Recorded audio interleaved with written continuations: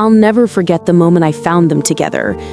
It was the night before what should have been the happiest day of my life, and I was standing in the doorway of the hotel suite, frozen, watching my younger sister Emma kiss the man I was supposed to marry in less than 24 hours.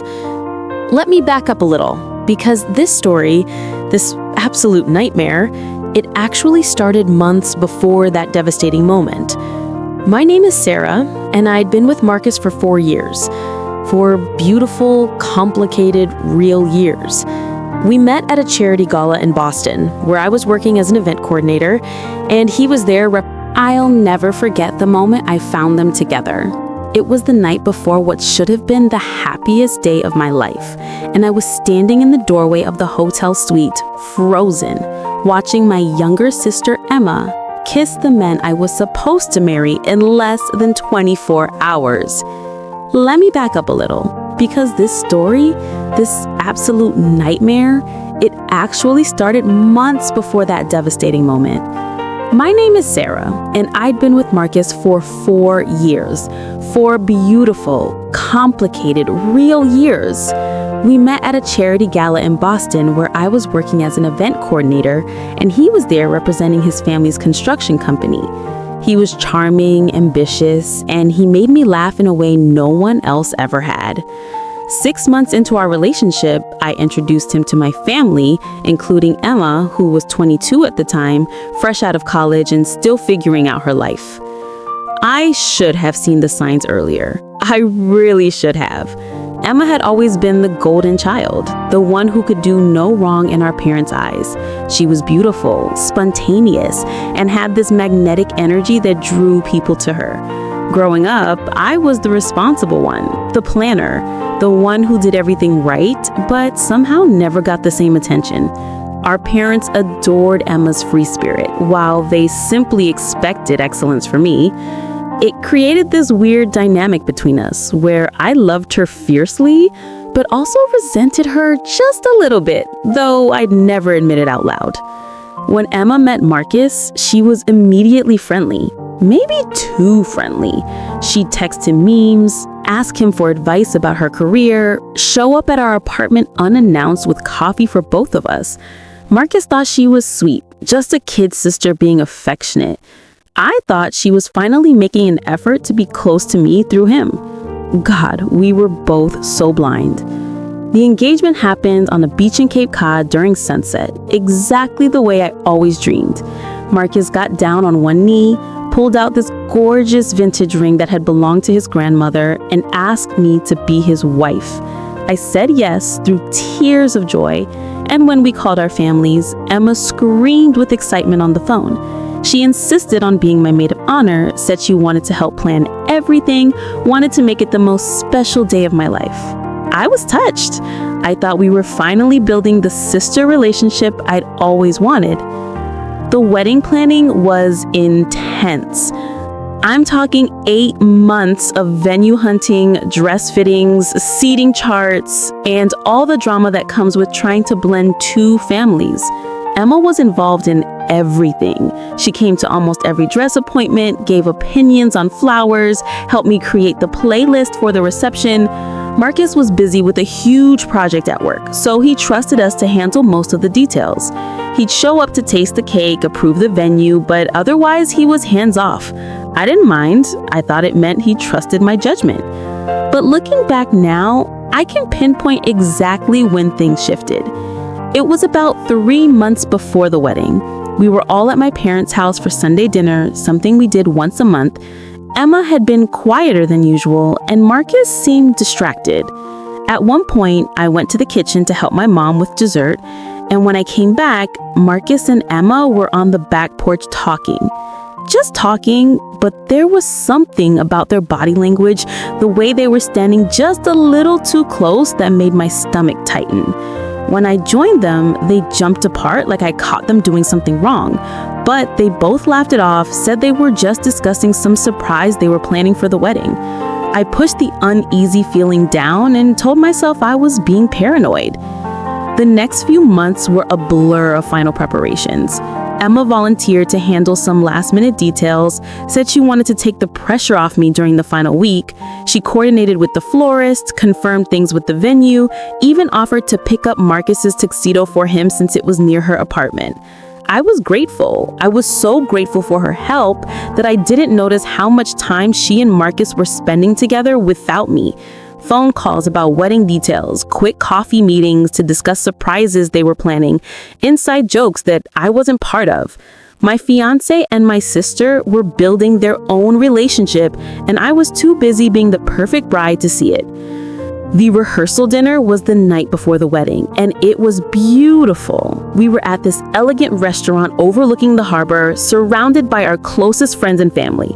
Everyone was laughing, toasting to our future, and I remember thinking that this was it. This was everything I'd worked so hard for finally coming together. Marcus gave a speech about how lucky he was to have found me, how I was his rock and his best friend.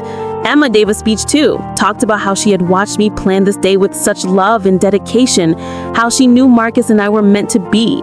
She even cried. I hugged her so tight afterwards, told her I loved her, told her I was lucky to have her as my sister.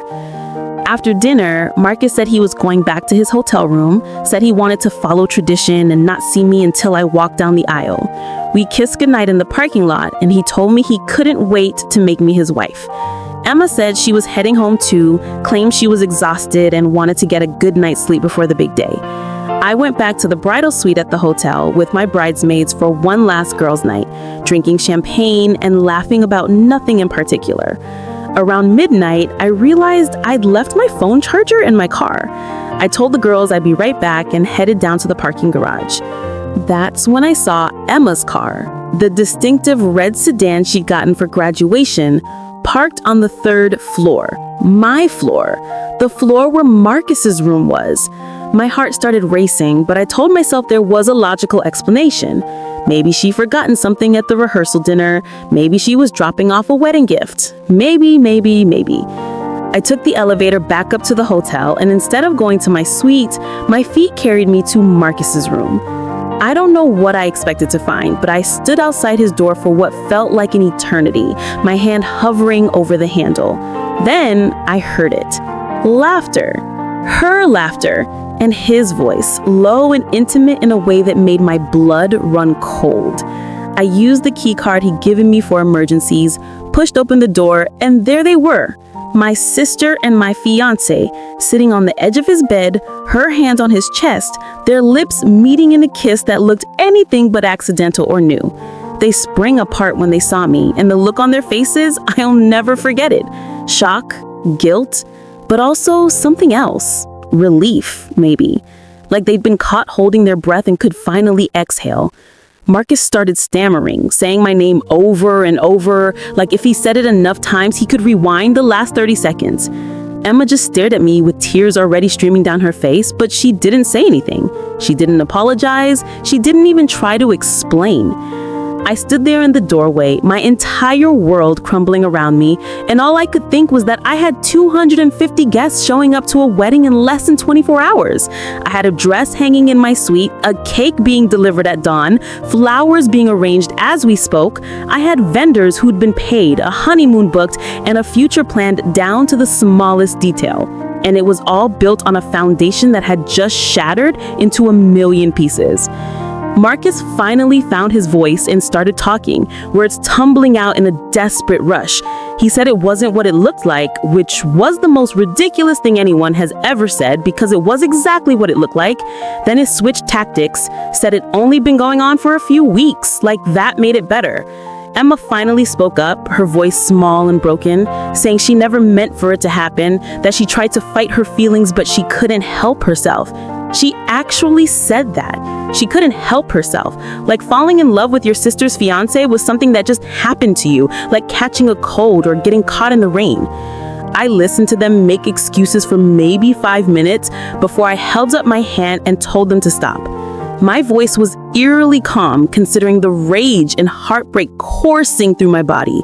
I asked them one question, just one. I asked them if they loved each other. The silence that followed was deafening. They looked at each other, and in that look, I saw everything I needed to know. This wasn't just a drunken mistake or a moment of weakness. This was real. Whatever they had, it meant something to them. Marcus tried to reach me, but I stepped back. I told him the wedding was off, obviously, and that I never wanted to see him again. Then I turned to Emma, my baby sister, the girl I'd protected and defended our whole lives, and I told her that she was dead to me. I meant it in that moment. I truly meant it. Then I walked out of that room, went back to my suite, and told my bridesmaids we needed to cancel a wedding. The next few hours were chaos. My maid of honor started making calls while I just sat on the floor in my pajamas, staring at my wedding dress hanging on the back of the closet door. My mom showed up around 2 a.m. after my bridesmaids called her, and I had to explain what happened. Watching my mother's face crumble as I told her that her golden child had betrayed me was almost worse than the betrayal itself. She kept saying there must be some mistake, that Emma would never do that. But I showed her the text I'd found on Marcus's phone before I left his room, messages between him and Emma that went back months.